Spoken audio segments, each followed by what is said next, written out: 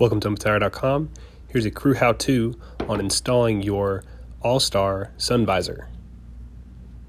I've removed the mask harness for the purposes of this video.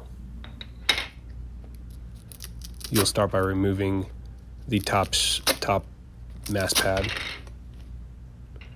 Take your sun visor, either from left to right or right to left.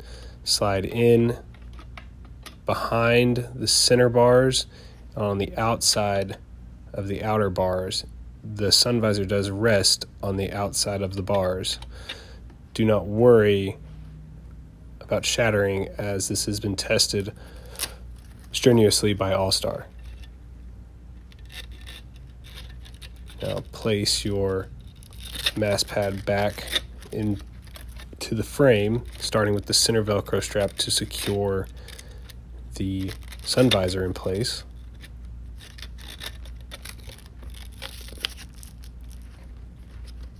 Once the center strap is secured, the visor shouldn't go anywhere, and now we'll feed the side Velcro straps through the slots on the sun visor.